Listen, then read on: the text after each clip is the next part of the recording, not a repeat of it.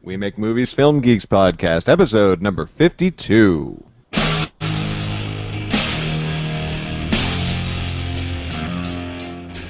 Welcome to the We Make Movies podcast, making the world a better place, one film at a time. And now, here are your hosts, otherwise known as the director, the actress, and who the hell is that guy? Chad, Michelle, and Garrett. Hello, everyone, and welcome to another We Make Movies Film Geeks podcast, the podcast that's all about how to get your movie made, how to get it seen by other people, and how to get it awesome. I am your host, Garrett Robinson. With me, as always, faithful co-hosts Chad Kukahiko and Michelle Lucadou. We are all members of the We Make Movies filmmaking community in Los Angeles. And I love how every time I say I'm starting the show, Michelle starts talking.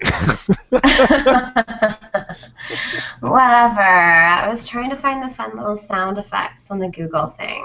You should not be like today. I should.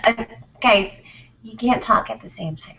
What? Today, No, your name should be like you should have an MC name or something. You should not have. You shouldn't be.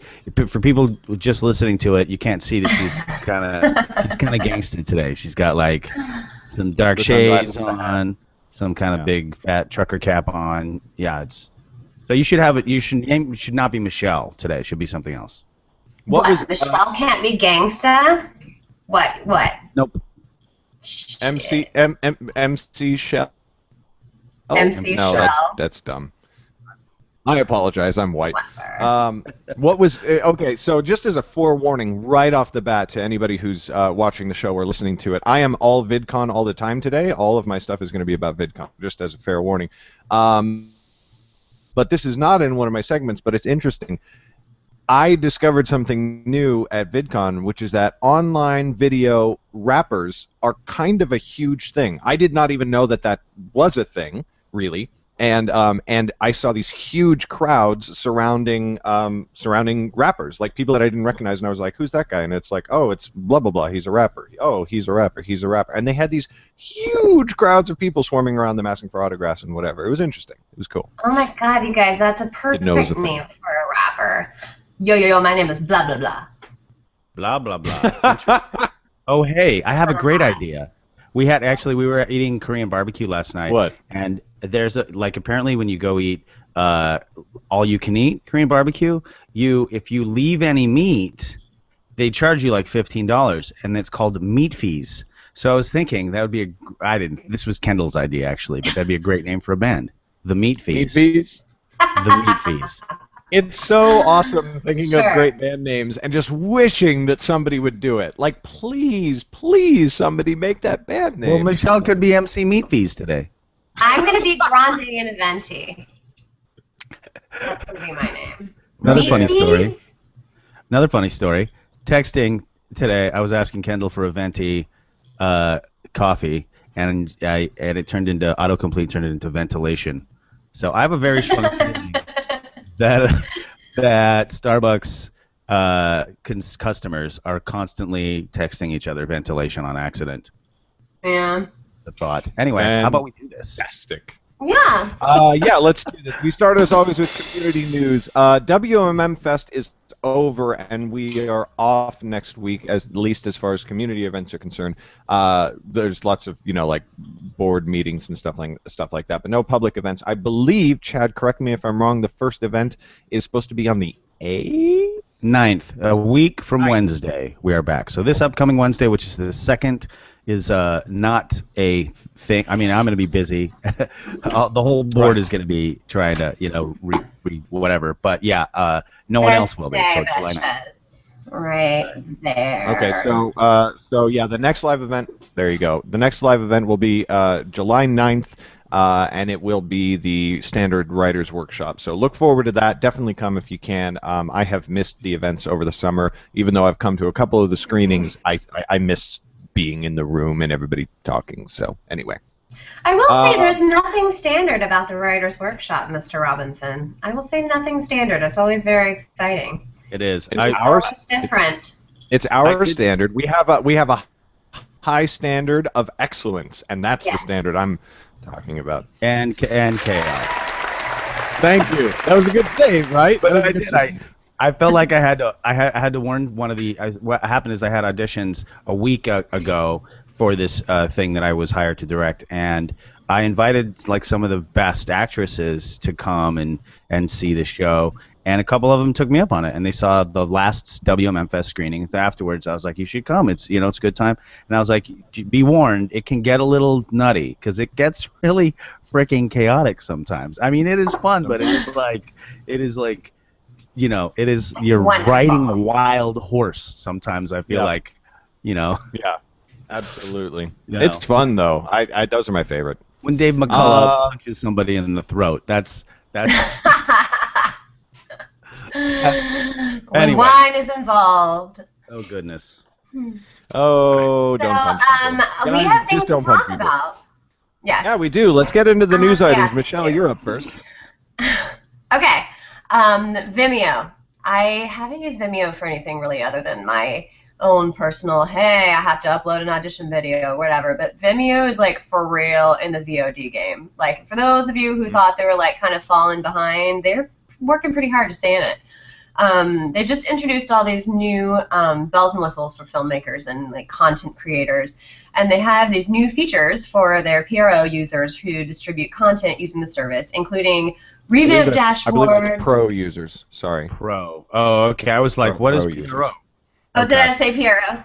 Yes. It's early. Yeah. Whatever. Did I say PRO? I said PRO. That's amazing. It's okay. I'm It's doing okay. it all We're all right. tired. Vimeo Pro, of course, which I refuse to pay for, but that's okay. Whatever. They have like in-depth metrics and like it helps creators see where the work is going, or where the work is selling, which is really cool because you just really never know sometimes. Pro members, they have access to like specific metrics, like where their traffic is coming from, and like information on like the sales regions, like if you're selling a lot in Oklahoma or whatever, they have like where it like who's clicking on embedded links and like performance, and Vimeo hopes that it'll make them more attractive to filmmakers who are, I think for the most part, going elsewhere sometimes. Filmmakers who want to tap into and I looked this up, 100 million unique visitors to the site monthly. Unique visitors, That's 100 million. Really? Just saying, it's cray. And I know that Vimeo, it doesn't. I don't want to say it has a reputation. That's the wrong word. But people are like, the default response when you talk about Vimeo is, oh well, they're not as big as YouTube. And I'm like, well, yeah, of course. Like nothing is as big as YouTube. But I am going to be distributing to Vimeo my paid films, and at the beginning, I'm going to be doing it exclusively because nobody else is as easy to use. So this is actually super interesting to me. Like I'm going to be putting up a short film relatively soon for 99 cents and seeing how it does with my list of people who like my books. So And how much is this is actually exciting. How much is the cost for Pro? Is the annual fee?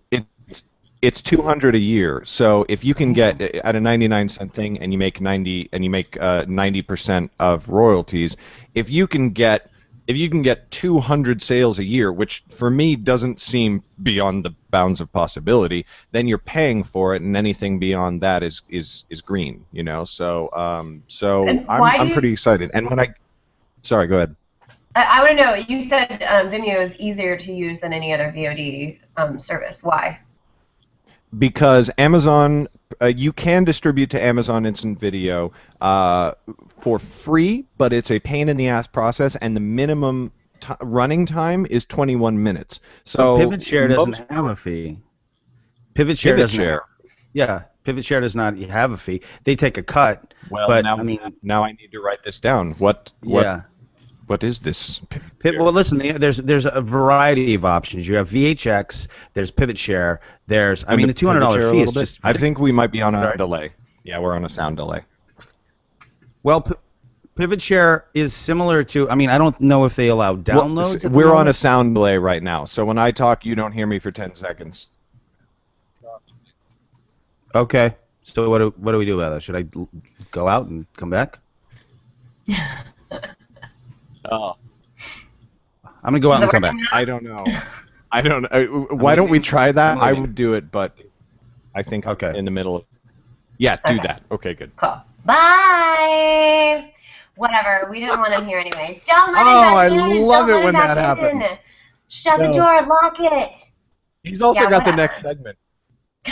Um, Okay. Nothing to see here, Chad. Hopefully I'm back. hey, Chad. Chad, answer I me when hear you you. hear this. Okay, good, excellent. Okay, good. And Michelle, perfect. we're cool with Michelle too? No. I'm So- sure that was like very exciting for our listeners. Michelle, did you hear this right now? Absolutely. It was Of fantastic. course. Yes, I hear you. Excellent. Perfection. All right. So, What is Pivot Share's it cut, may though? have changed since I was on last, but I think it was like 30% at the time. So it depends on volume. You know what I mean? I mean, and there's Okay. Yekra has a similar situation. VHX has a similar situation. They all have completely different cuts. I mean, at the moment, none of them are really doing. I mean, VHX was talking about how they did 3 million. Or we talked about that on a prior episode. How they had done 3 million up until then. 3 million is not necessarily a lot of money, but I mean, depending on how many people that got chopped up to, it could be, because they were still relatively new Right. for the open market. So I think it was a relatively small pool at the time. But Yeah. Well, let me explain my reasoning. Is that 70%? Some sites I have seen offer 50%, et cetera, et cetera. No Yeah. upfront fee is awesome, but 90% royalties to me is better, because I see it as like, okay, so you pay that $200 up front, but then you will make that money back and continue making money so much faster. yeah, but you gotta in my opinion, run the numbers, because Well, you got to talk. yeah, run the Well, you numbers, got to run numbers, projections.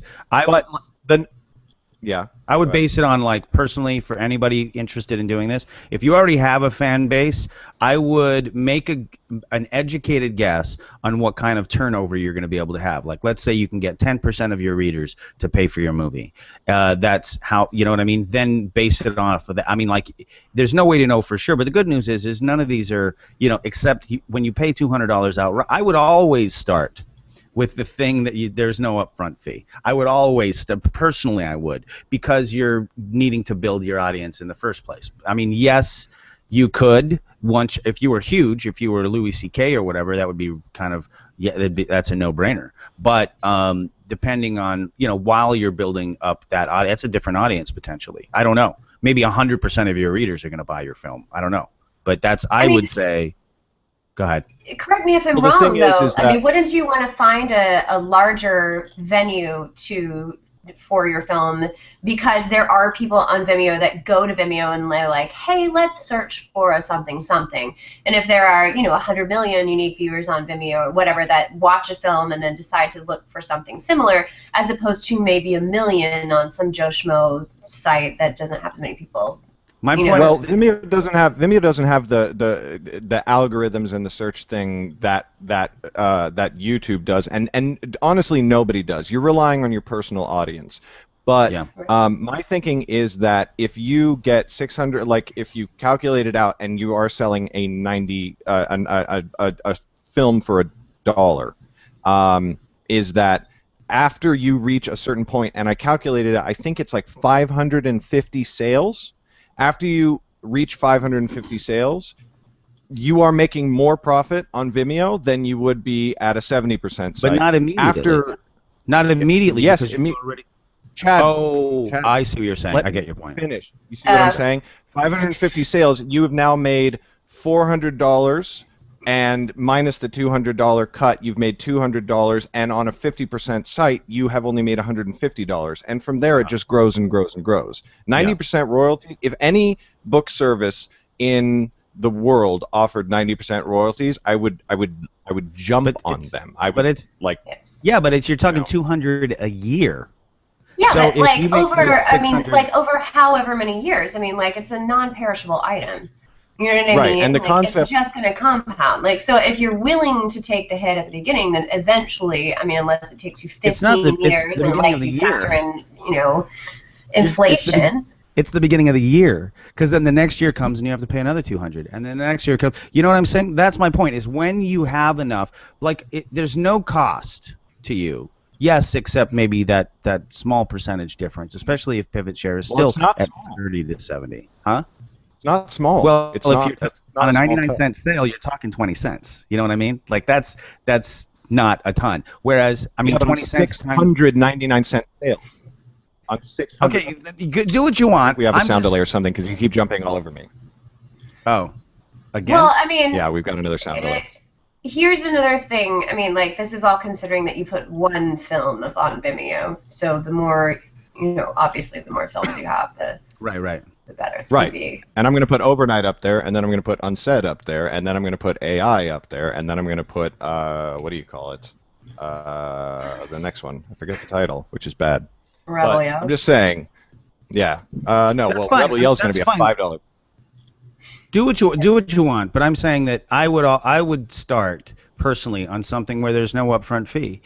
I would do the math. I mean, unless you think that I don't know how big your reader base is. I don't know how big your and I cannot assume that 100% of them would go. So it's your choice. I've seen the numbers. I've been studying this for a long time, and it takes people. We're not at the point yet where people are comfortable giving a lot of. Again, your base may be different, but it's still uncharted territory. And I think that now is not necessarily the time to start putting money into something that over the past decade and a half is not as of yet. Even though all the people are like throwing resources at it, it's not taking yet. Not really.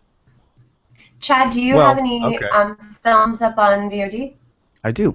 I do. And they are on, what are they on? I have, mind you, I haven't really been promoting them because I've been using them primarily as a means to play with these things and test them and check the user interface from the back end and stuff like that. I have stuff on PivotShare. I have stuff on UHX. Again, I've not promoted them at all. I haven't told anybody about them. But I'm also, I also have something on Shorts TV. Shorts licensed a short of mine. And that's it. I've just used PivotShare and UHX at the moment. But I do have your recommendation would be, your first choice would be PivotShare.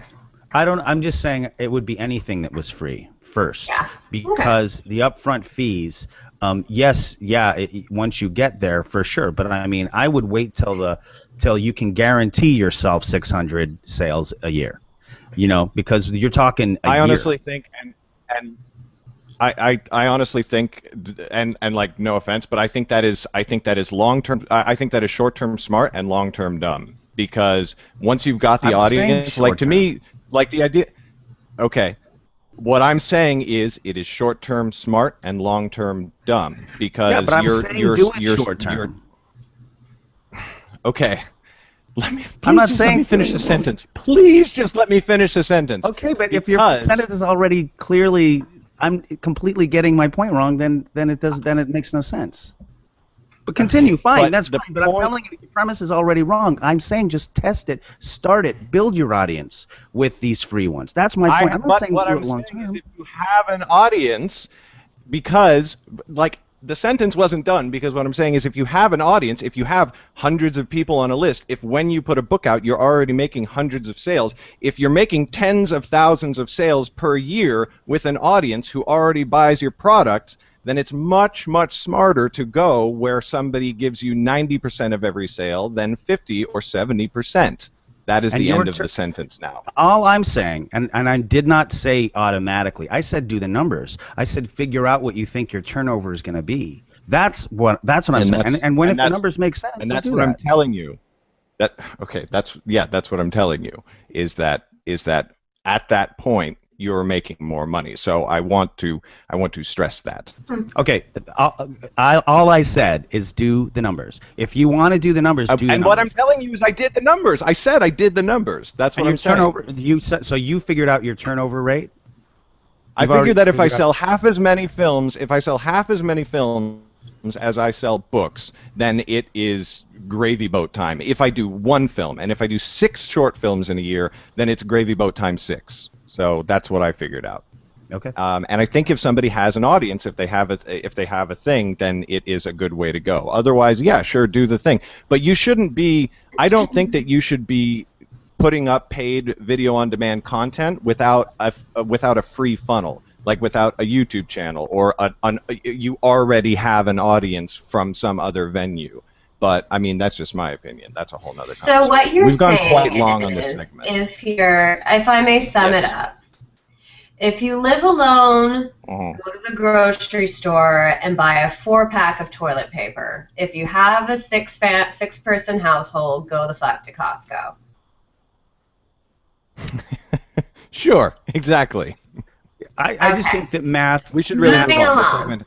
Yes, that's fine. But my final point is really need to math move on. always wins. I will move on, Garrett. Man, I know, and the math is done. That's what I'm saying. Is at a certain point. Okay, whatever. So, We really need to move on. Some of you. No. So you may already know, many of you know the history of Final Cut Pro X. Some of you, for those of you who do not, here's sort of a recap. In April 2011, Apple announced the release of its very first version of Final Cut Pro Chad, X. you're going to have to jump out and back in. Dude. You're cutting in and out, and there's a sound delay. And you hear that too, Michelle? Yeah. There's huge. Maybe you, Garrett. Fun. What? It's not you, it's me. It's you. It's my sunflowers that I got from the farmer's market this morning and then locked myself out of my apartment. They're beautiful sunflowers. They're fantastic. Okay. So I love it when you say things like that. how am I now? You are fabulous. You're better, hopefully. Okay. All right. So could you hear anything that I said before?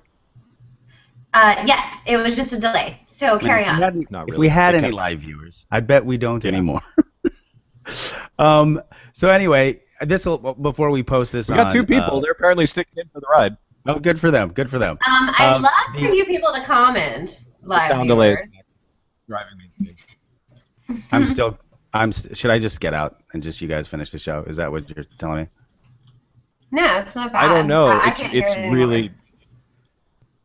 Garrett, you have a sound delay. It's massive to me. It's like 30 seconds. Maybe it's me, but I can't jump out of the Hangout, so this is entirely frustrating. Well, anyway, let me continue with this. So, in case you didn't hear what I was saying, I was giving a super brief history of Final Cut Pro X. In 2011, April 2011, Final Cut Apple announced that it was going to be releasing it, and then in June they did release it, and almost immediately it started to get some really sort of mixed reviews, mostly actually sort of bad, and people started to. A lot of people were just saying, all right, if they were already Final Cut Pro fans, they were just staying with 7 for a while. They just didn't move over. And a bunch of other people just moved over to Premiere Pro. And it was kind of bad for Apple for a while. They lost a fair amount of market share. I don't know the exact numbers, but it was just, I just know sort of anecdotally, a lot of my friends were moving or staying with 7. They started over the years after that extreme upset to fix it, to put some resources into fixing Final Cut Pro X. And it looks like it's finally starting to sort of to turn now. There are some actual, I mean, I've been using Final Cut Pro X. A lot of We Make Movies people do. Luckily, one of our key people has been sort of helping Apple fix it. And and I like it. Which is like essentially really badass. Yeah, it's pretty. Yeah, it's getting really kind of amazing in my opinion. I'm not the only one. Obviously now, there was an article by Studio Daily about WXYZ TV, a large news media outlet in Detroit, which is owned by the EW Scripps company, and they were talking about how they've moved. They're now officially moved over to X. They stuck on 7 for a long time, and then have just been over the past whatever certain amount of time been moving over to Final Cut Pro X, and now they're completely, and not just in the office, but also out in the field. The reporters they send out in the field, it's all Final Cut Pro X now. And the article went on and on about why they thought it was really cool. So it's the proof is it's happening, and if WXYZ is doing it, you can probably assume that most, if not all, of the other EW Scripps companies are news outlets. So, I know I may be a little bit sort of biased since I use it and I dig it, but it does take some getting used to. Everyone who starts the big shift, the magnetic timeline is kind of a big shift, but also the price is really right. It works with all kinds of footage. Anyway, it looks like there are some bigger companies that are making the switch over. That's interesting. Yeah, it's really cool. I use it for editing the How We Make Movies shows, which publish on this very channel. Subscribe if you haven't already. And the multicam feature in Final Cut Pro X is the greatest thing in the world. It's amazing. Fantastic. And incidentally, Sam has a fantastic tutorial on multicam in Final Cut Pro. I've watched it a couple times. It's the best thing. I learned on X, so I don't see the issues. I'm like, yeah, X is awesome. I don't know how to use anything else, so whatever. It's great, and it's just, I mean, it's user friendly too. Yeah. Okay. Yeah.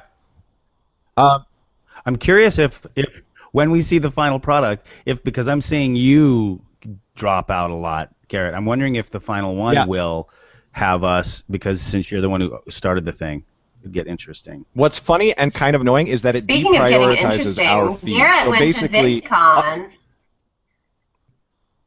Yes, but no, we're talking about the dropouts. Basically, everything that we are saying and doing on camera will happen in real time, which is going to be way annoying. Trying to move it along.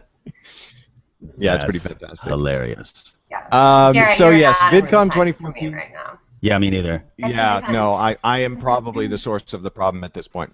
But we can't do anything about it. VidCon 2014 happened over the last 3 days. I was in attendance, and it was so awesome. For 3 days,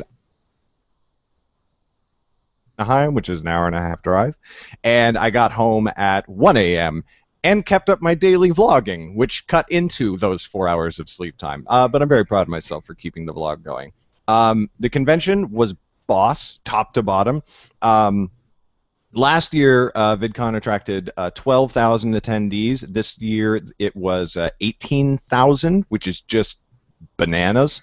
And just the convention center was just packed top to bottom. They sold out the Anaheim Convention Center. In the future, they're probably going to have to move out of Anaheim and take it to the Los Angeles Convention Center to manage the audience, because it just keeps growing every year. The thing is that VidCon has these industry passes, right, which are $500 instead of the regular ticket price of $150. But if you have the industry passes, you get to go to industry-only panels, which are not open to the rest of the attendees. And these panels have people like the CEO of YouTube, the CEO of HBO, CEO of NBC, and a bunch of other networks, and major film production companies that are all working on better integration with online video. I didn't even have an industry pass. Next year, like, I want to, like, I must, like, we need to all go with industry passes to meet these people. But I just had a community pass, and I still got to meet some of the biggest online video stars and producers and, what's it called, Chad? The multi-channel corporations? Multi-channel networks. Where they... Did you hear me? Multi-channel networks. Oh, multi-channel networks. No, I think it might have cut out for a sec. Yeah, so multi-channel networks, and I got to meet these guys. I got to meet. I had a half-hour conversation with the guy, and yes, it is just one guy who created Subbable.com and still runs the entire website. And I got to have a conversation with Jack Conti, whatever, who founded Patreon.com, and I have his contact info. Like, he asked me to get in communication with him about something. More on that in my what do you call it, main topic. So yeah, if you are interested in online video as a professional or as a fan, VidCon is like a must attend event. And if you can, get an industry pass. I will definitely get one next year. It definitely seems like it's worth the extra money. And fun fact, I acquired 30 new subscribers over the course of the convention, which doesn't sound like much, but when you've only got a few hundred, it's pretty awesome. Sound of lay. Wah, wah. Love it. Amazing. I know, it's killing me. Okay, so I just have to tell you that I just watched the Dracula Untold trailer. I'm so excited. I'm so excited. It looks so good. It's really, really dark, and it looks like it's all bloody, and it's kind of like Game of Thrones-y, and to go with our discussion last week, basically, it turns Dracula into a hero. But here's what I'm most proud of about the film. They cast Luke Evans as the lead. And I know, like, Luke Evans has done some stuff, but he's not like a mega star. It's not like they're like, hey, Brad Pitt, will you come be a vampire? You know what I mean? So I'm excited to see that. I mean, he was in Luke was in The Hobbit and Three Musketeers, but, you know, he's not like bitty famous, and also he's not young, like by far not young, like kind of old, which goes against like all Hollywood norms, and I'm very excited about it. So, you know, buck in the system. But then it's kind of not really Hollywood since he's British, but you know, still, I love it. It makes me happy. Old people rule. Somebody hire me. Don't ever say that 35 is kind of old in front of in my household. My wife will scratch her eyes out. I will scratch your eyes out. Is that how old Luke Evans is? He's 35? He looks a little bit older. He looks a lot older. He's got the maturity. I'm just saying. Yeah. Hilarious. I mean, he's British. I'm happy for him. I'm happy for anybody who's in The Hobbit. Yeah. Well, and he looks good in the film. That's great. I'm diving into next. I'm just afraid of delay, and I think that the more we interact, the worse it just is bad. Yeah. So Amazon Prime this week followed up its big HBO acquisition from a couple months ago with a deal to acquire exclusive streaming rights to a bunch of indie films from Cinedigm, in particular Draft House Films, which is, I believe, an imprint of Cinedigm.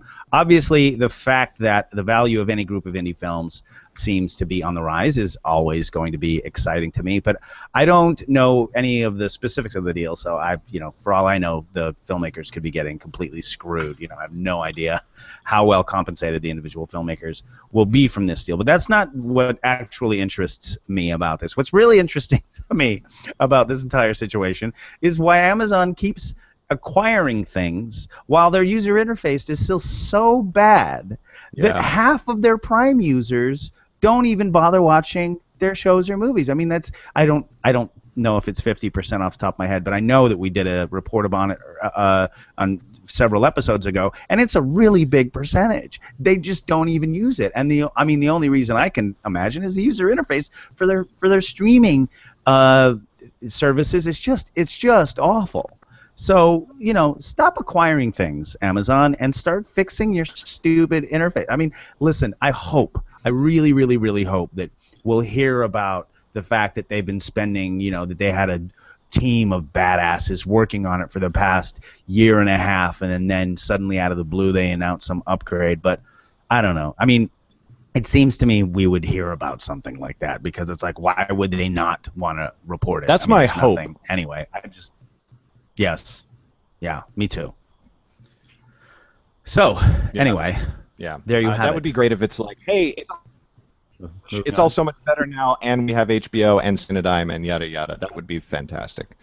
So, like I said, I'm talking about only VidCon this week. So, one thing that happened at VidCon, which was not so awesome, and I'm going to be vlogging about this and just talking about the subject, is people going absolutely berserk, like batshit crazy berserk. And obviously this was my first time, but I talked with numerous other attendees that I met there and kind of became friends with, and they had attended past conventions, and they said that this was a new thing. This did not happen in prior shows.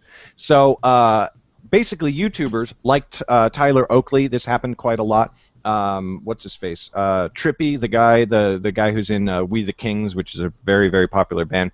They'd show up at the convention center, first thing in the morning, just walking up, and be mobbed by like 500 tween girls who would rush them in this huge mass, screaming like they were the Beatles or something. And it actually got unsafe.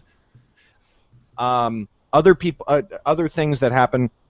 There was a big signing line to do signings with Tyler Oakley. And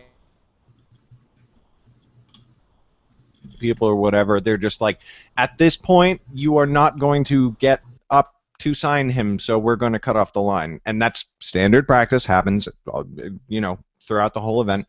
So there was a Tyler Oakley signing line, and the security guard steps up and he goes, "Hey, so this is the cutoff. We're sorry. At this point, you're not going to be able to get in to see him." The next person in line just reached out and just decked him, just decked the security guard. And it's like, Jesus Christ, people. What was interesting, though, yeah, totally, that occurred. So what was interesting was that this would happen, this would happen for some YouTubers. Yeah, just punched him in the face.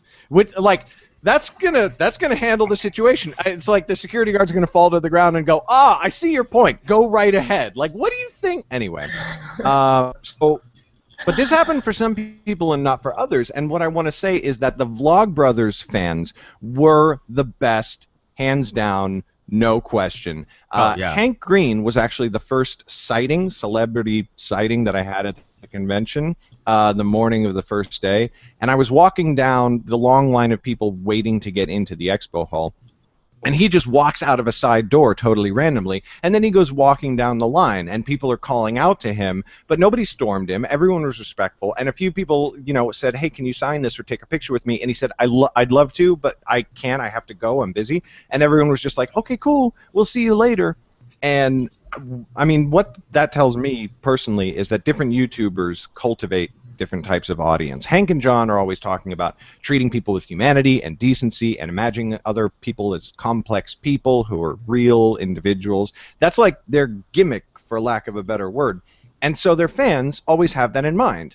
Whereas other YouTubers, I'm sure they think those things and they hold to those values, but that's not what they talk about. They are entertainers, and they do wacky, ridiculous, crazy stuff, and they talk funny, and they do funny things. So when they show up, their fans are like, "Entertain me," like in a kind of crazy manner.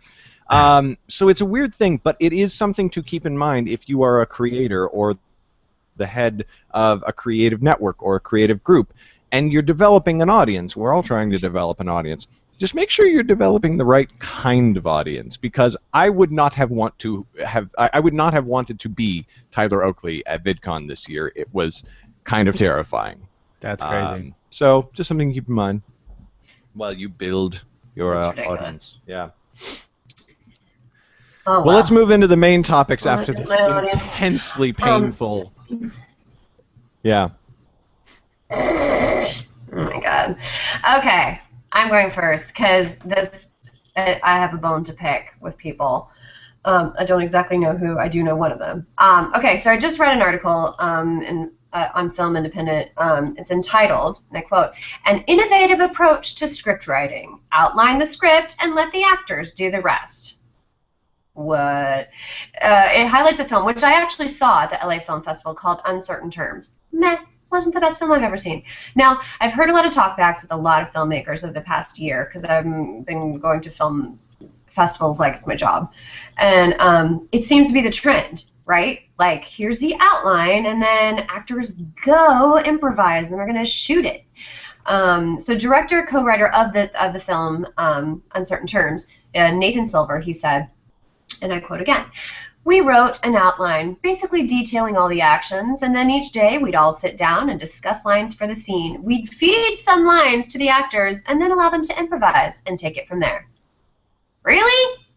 Okay, do the actors get writing credits? No, of course not. I have a serious problem with this because, first of all, from a writer's point of view, if this continues to happen, writers lose more and more jobs.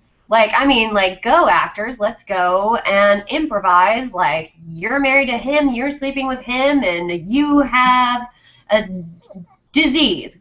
Go. And then they shoot it, and then it's a film. It drives me crazy. And I do believe films will get less and less cohesive because, an actor is acting in the moment, right? So they don't necessarily, hopefully, they're not thinking about what's going to happen in the future because they don't know what's happening in the future. And a writer actually does know what they want to happen in the future, so they write things specifically to go towards an end. But if you're a good actor, you're not thinking about an end because you don't know about the end yet. Yeah. I don't know. I think it's lazy, and I think it's taking advantage of the actor, and it drives me crazy. Absolutely. What do you think? I totally concur. I mean, I've been in both positions. I was an actor in a piece that I wrote. We took it to New York City. It was one of the first Fringe festivals, and it's hard to be both. I knew I wasn't, because I was rewriting in the moment. You know what I mean? What's funny is we wrote that entire piece in a similar. If you've heard of Carol Churchill, that's how she writes her plays, is through improvisation, and it was. It's not my cup of tea. I had no control over it. We had certain moments that I liked, but I'm a much bigger fan of sort of unity of, I Sorry? think the whole thing froze for a sec. Sorry, my bad.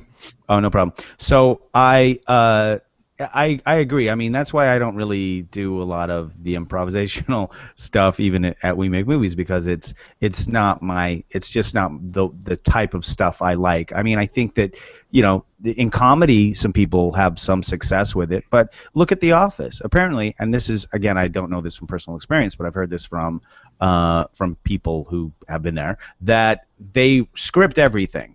And then they shoot it as scripted, and before they move on, then they do an improvisational take so that they have extra stuff. So I think it's really useful in comedy, but I don't know how useful it is in anything dramatic or whatever. Yeah, I've definitely done that before. I think that's just very different, though. I mean, that means like you have an idea and you've written something, and I mean, I love giving the actor a chance to improvise. I think it's great, but within something that is already. Exactly.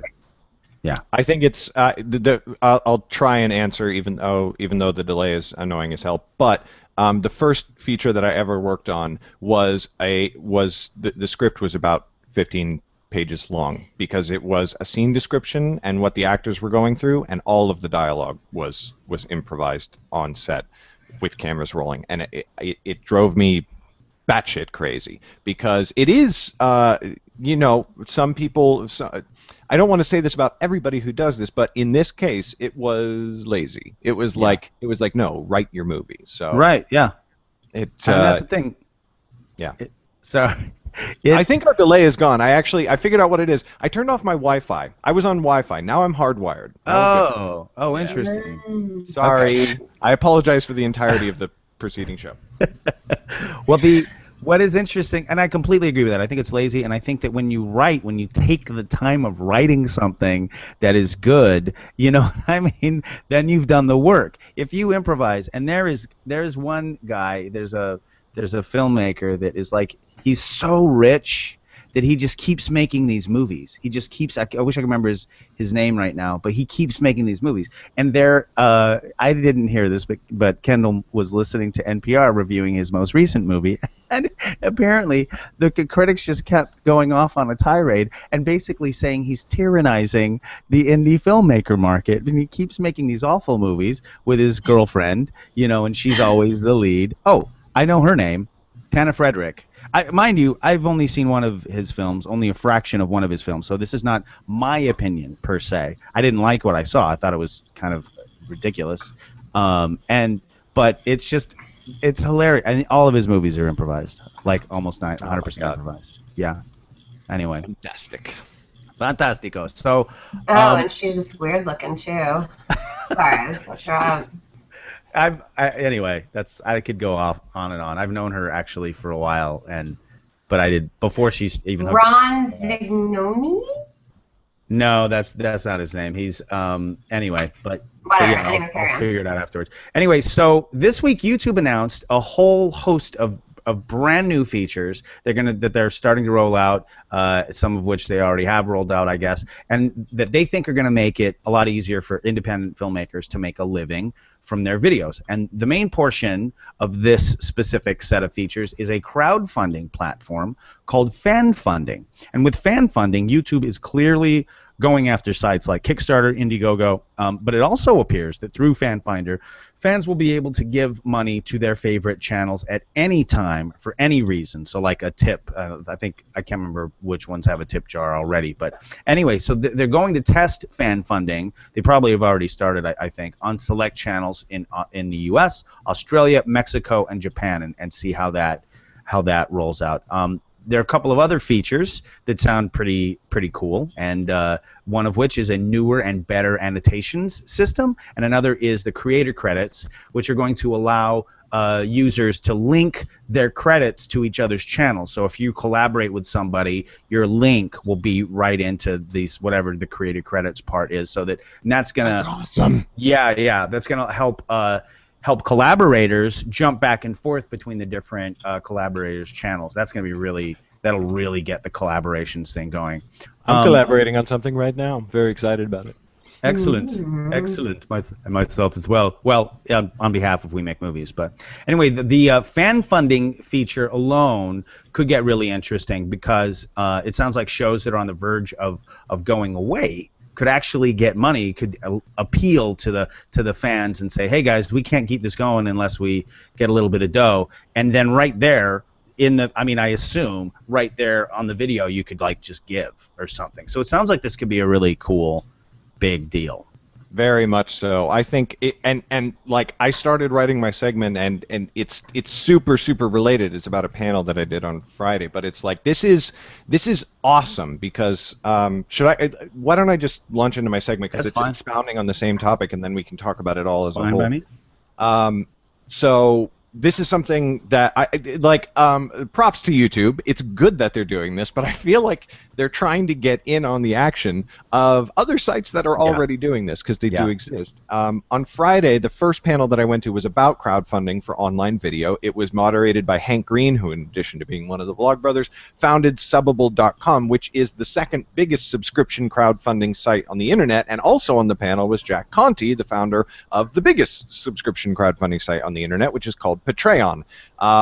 We've discussed it on the show before, but for anyone who missed it, subscription crowdfunding is basically where you don't do a big money push all at once. You get donors who agree to pay money per month, usually a much smaller amount of money, like $1 or $3 or $5, or they can pay per thing you create. So every time you could set it up so that every time you publish a YouTube video, they pay you $1. And if you publish 4 videos a month, then they're giving you $4. And if you've got 1,000 people doing that, then you're making $4,000 a month. And like that's like yay. So Kickstarter and Indiegogo are great for a lot of things, like funding a feature film. That is one thing that you do. It's a big project. It takes more money. But subscription crowdfunding is growing with like primarily online video. That is the biggest source of subscription crowdfunding, period. If you've got a web series, for example, you can do, like Freddie Wong used to have to go to Kickstarter, and he might still do that, I don't know. But he funded video games. Indiegogo is who he uses, actually. Indiegogo, okay. But he did a big crowdfunding drive to fund the entire season. Well, now, he could just go, okay, subscribe to Video Game High School, and people are just giving $1 per episode. And, dude, he might actually make more money if he did that. If people were like, oh, I'll give you $1 per episode or $3 per episode, because the amount of views that show gets is just bananas. Yeah, like 3 million minimum. It's like it's insane. Right, and people, and it has a psychological effect where people, they feel like on a Kickstarter campaign, they're like, well, I shouldn't give just $1. That's pathetic.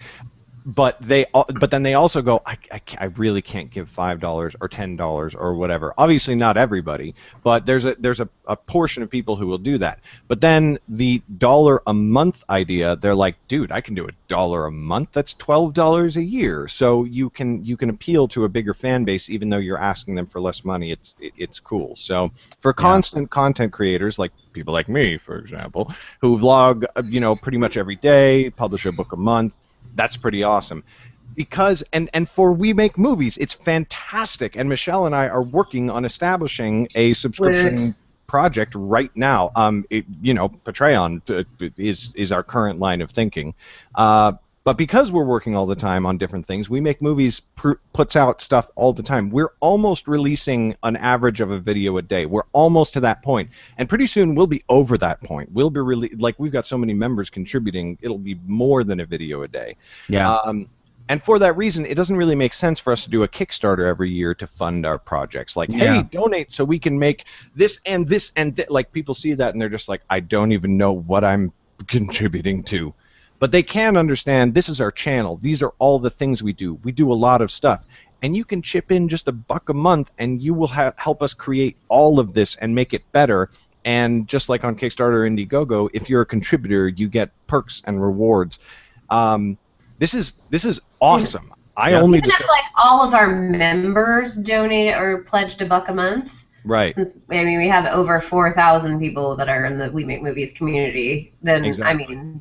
Seriously, and they got one friend to do it, then we've got, $8,000 a month, which is, like for all of the stuff that we're creating, whatever, it'll pay for Crafty. Right. It's and we so have good. Money's money. we have to work out the details on this, but you can do things, you can set group goals. And the thing that I'm most excited about is, for anybody who's been aware of the group for a long time, you know about Slate 1 and Slate 2, where we do a Kickstarter or an Indiegogo. Which one do we use? We've only been doing Kickstarter. Kickstarter Okay. was, but yeah, we're not. Anyway, continue. So Only we do. Kickstarter so far. We've done a Kickstarter campaign once a year, or did it a couple of years for a lot of money, and it got divided up into $2,000 chunks, and we held a script competition within the group, and those scripts went and made, those filmmakers went and made short films for $2,000 a piece. Well, what we can do is we can set a group goal for subscriptions where if we're getting 2,000, all this is details to be worked out, like don't hold us to any of this. But if we're making $2,000 a month, we could hold a monthly script competition and fund a short film every month.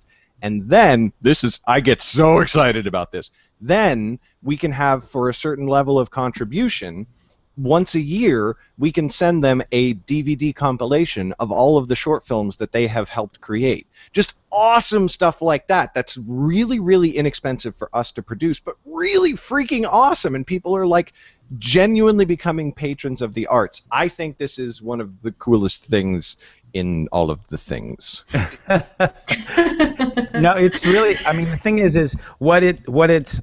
I mean, several months ago, I predicted that we were going to start to develop these sort of economic microsystems, these individual little and it's, the technology is coming, and what's interesting is the technology has always been around. The problem is with technology and with anything that you're doing that's sort of app based or technology based, the problem is not always whether it exists. The problem is, has anybody put it into a form that people actually like? And Right. is the adoption happening? So it all becomes about adoption. It all becomes about numbers. And so that's the other thing that I was thinking with, the whole Vimeo thing that we were talking about, is that we don't know yet. That's part of it for me, is that we don't know yet what form is going to sort of work best. Like, let's say that the analogy is this. Okay, VHX and Betamax are what we're talking about. You know what I'm saying? Like, they were two products.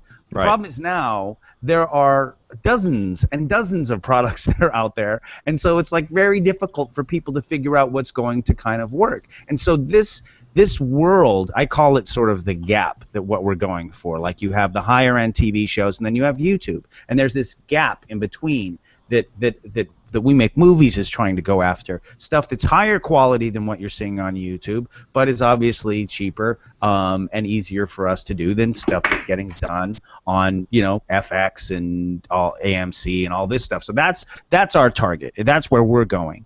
And it's things like this that could be the bridge to fill in that gap. Totally. Yeah. And I'm all And about whether it's filling us. gaps. But honestly, and I No don't comment. know. I don't want. We do not the group, but we as individuals do a lot of stuff with other members of the group. And I don't know about you guys and other members of the group, but I feel terrible asking people to work on a project for me when I know I can't pay them and they can't. Right. And that is a big stop for all people trying to do film. And quite frankly, the people who make it are often, not always, but often the people who don't care. And it's like, no, work with me for free, and it's exposure, and da-da-da-da. And sometimes they're genuine good people, and sometimes they're not, and it kind of sucks. But if we could set this up and make it a really big growing concern, then we can all be doing things all the time and be paying everybody, paying the crew, paying the actors. It's just, Absolutely. And people getting it back in. I mean, one of the big problems with what is happening in Hollywood in general is that the budgets get so bloated, and it's not that it's just more money per se, but it's that there's all these stupid like back scratching deals that are like set up, and it's just you have so many unnecessary middlemen. Yeah. That it's bloated and it's fat and it's useless, and so the overhead gets ridiculous. And I think that what we have the opportunity to do, based on the technology that is now here, basically, is to set things up in a way that's more manageable, that is easier to control. And so therefore, I mean, honestly, our model on stuff that we want to do moving forward is you get it done for as cheap as you possibly can initially. And then all the like key people that are making just a fraction of what they need to survive have back end, and so they have a share of the back end, and so as it's coming in, the money is getting divvied out to everybody, and it's not, and so it's a smaller pool, so it's a lot more manageable. It's 1,000 times easier to keep transparent, and there it is, and so that's, I think, going to be the there's stuff that's happening. Go ahead. And I say this all the time. I think a favor in this town is worth much more than a paycheck from time to time. Absolutely. And I mean, I spent. But at the same time, you got to get your groceries. Yeah, of course. But it does work out. Like I spent a total of 4 days this week on set on 2 different projects. And I made a grand total of $250. Whatever. Not paying my car payment or whatever. But those groups of people, those 2 groups of people that I worked for and with, are both ridiculously appreciative, and I know for a fact it will turn out better in the future. And that they will use me for things, and it's, whatever, you do it. That's the key, is you cannot automatically assume that. It has to be, like, thankfully, people that because I think that, thankfully, I feel like that We Make Movies is filled with very appreciative, very grateful people. That's not always the case. And you can bust your back. I mean, when I first came to town, I was volunteering for this production. And you always hear, oh, just go volunteer, blah, blah, blah. But it's not all volunteering is the same. It was this theater company called Zoo Theater Company, and one of the 2 guys that ran it was a really good guy, and he was but the other one was just a dick, and I just kept breaking my back for them and I didn't get anything from it, nothing. I wasn't cast in anything. And it was like, it took me like a couple of years to figure it out. They're like, oh, these guys don't actually give 2 shits about you, so you might as, you know what I'm saying? That's the thing, is you got to recognize. Thankfully, I think that we're a better group, and we're not perfect. And not everybody within We Make Movies is like this, but I think by and large, you work, you get what you pay for, basically, Yeah, I agree. Yeah. And a shout out to Valentina V, who is a live viewer right now, and also kick ass at everything. Valentina is pretty much awesome. Word. Big V. Big V. So I think we're at the end, yes? Yeah, we are. We end, as always, with things to know. Oh, the things to know order is messed up. Chad, you're actually supposed... No, Michelle, you're supposed to be first. It doesn't really matter. My thing to know is I spent the day yesterday at YouTube Space LA shooting in tags for our sketch show that we have. For those of you who don't know, WMM Originals has a new comedic sketch that comes out every Tuesday, and I do something ridiculous at the end telling you to subscribe and click on stuff. And I just had a ridiculously fun time. It's so much fun to go to YouTube, and I saw some of these sketches happening, and they are so good and so well done and hilarious. And like the fact that like I'm shooting end tags in a gorilla suit in front of a red, like it makes me very happy in life. And I won't tell you everything that we did on the end tags, but I will give you a little teaser, teaser, Chad, that they have to do with Game of Thrones, True Blood, and I may or may not get. I'll leave that there. I'll leave that there. It's Game of Thrones. So, yes. Yay. That's my thing to know. FYI, I don't know if you guys can see it in your... I unfortunately cannot, but Valentina has some. Did you want to say... She said, guys, can you see the comment? Can you guys see the comment section? Yes, we can. We can see them. Hi, Valentina. Hola, babe. So my thing to know is Matthew Silver. If you've not seen this video, it's been kind of going around this past week, and it looks. If you don't know who Matthew Silver is, he just looks like this kind of this shirtless, hairy dude who just is insane. I don't know if you're a Facebook friend of mine, my profile picture is now his face. The most amazing face ever. Go to his website, maninwhitedress.com, and just check out what he's about. He's a really it's hard to describe. He just like a crazy person.